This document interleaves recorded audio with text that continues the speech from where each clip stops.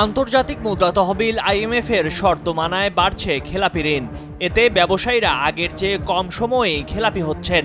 তারা মনে করছেন ঋণ খেলাপি হওয়ার জন্য আগের মতো অন্তত 6 মাস সময় দেওয়া উচিত। যদিও আইএমএফ বলছে কেউ 3 মাসের মধ্যে ঋণ শোধে ব্যর্থ হলে তা খেলাপি হয়ে যাবে। এতেই আপত্তি ব্যবসায়ীদের। এদিকে খেলাপি ঋণ এখন সর্বকালের শীর্ষে অবস্থান করছে।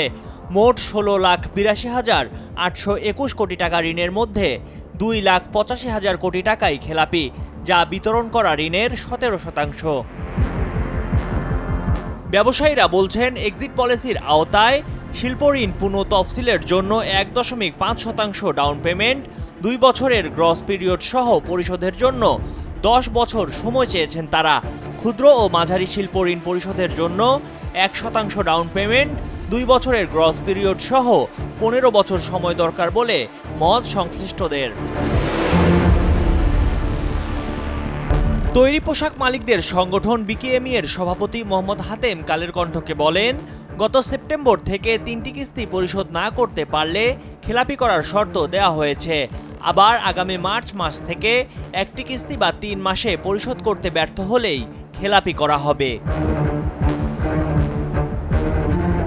বাংলাদেশ চেম্বার অব ইন্ডাস্ট্রিজের নেতৃত্বে বেশ কয়েকটি সংগঠনের 13 সদস্যের প্রতিনিধি দল বাংলাদেশ ব্যাংকের গভর্নর ডক্টর আহসান এইচ মনসুরের সঙ্গে বৈঠক করে জানান, নতুন করে বিনিয়োগ করতে আগ্রহ পাচ্ছেন না ব্যবসায়ীরা। একই সঙ্গে নানা ইস্যুসহ রাজনৈতিক অস্থিরতায় ব্যবসা গুটিয়ে নেওয়ার চেষ্টা করছেন ব্যবসায়ীরা।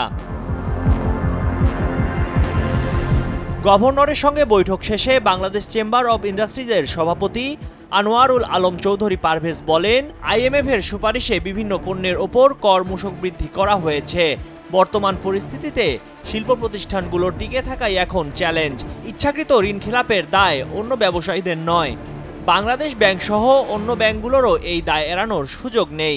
ক্যাশ ইনসেনটিভ না পেলে ইন্ডাস্ট্রিগুলো মরে যাবে। শিল্প খাতের উদ্যোক্তাদের সংগঠন বিজিএপিএমই এর সভাপতি মোহাম্মদ শাহরিয়ার কালের কণ্ঠকে বলেন, প্রতিযোগিতায় সক্ষমতা তৈরির কথা বলা হচ্ছে, কিন্তু ঢাল তলোয়ার ছাড়া নিধিরাম সর্দারের মতো কিভাবে দেশের জন্য লড়াই হবে? এমন পরিস্থিতি চলতে থাকলে বিশ্ববাজারে টেকা যাবে না। ব্যবসায়ী নেতারা বলছেন, এপ্রিলে খেলাপি ঋণের নতুন নিয়ম চালু হলে অনেক প্রতিষ্ঠান বন্ধ হয়ে যাবে। তার ওপর নতুন করে ভ্যাট আরোপ, শ্রমিকের বেতন ভাতা বৃদ্ধিকে ব্যবসার অন্তরায় হিসেবে দেখছেন তারা।